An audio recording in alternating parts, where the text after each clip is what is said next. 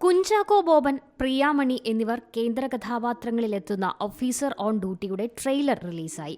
കോഴിക്കോട് ലുലു മോളിൽ നടന്ന പ്രൗഢഗംഭീരമായ ചടങ്ങിലാണ് ട്രെയിലർ റിലീസ് ചെയ്തത്. കുഞ്ചാക്കോ ബോബനും ചിത്രത്തിലെ മറ്റു താരങ്ങളും അണിയറ പ്രവർത്തകരും ചടങ്ങിൽ സന്നിഹിതരായി. പ്രേക്ഷകരെ ത്രസിപ്പിക്കുന്ന ത്രില്ലർ ചിത്രത്തിന്റെ സംവിധാനം ജീത്തു അഷ്റഫാണ് നിർവഹിക്കുന്നത്.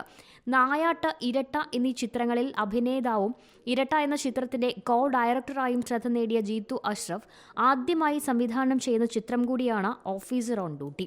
ജോസഫ്, നായാട്ട് എന്നീ ചിത്രങ്ങളുടെ തിരക്കഥയൊരുക്കിയ ഷാഹി കബീറാണ് ചിത്രത്തിന്റെ രചന നിർവഹിച്ചിരിക്കുന്നത്.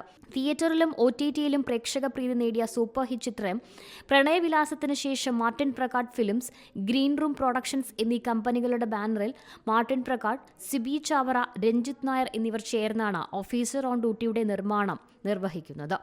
ഗ്രീൻ റൂം പ്രൊഡക്ഷൻസിന് വേണ്ടി ഡ്രീം ബിഗ് ഫിലിംസ് ആണ് ഓഫീസർ ഓൺ ഡ്യൂട്ടി വിതരണത്തിനെത്തിക്കുന്നത്.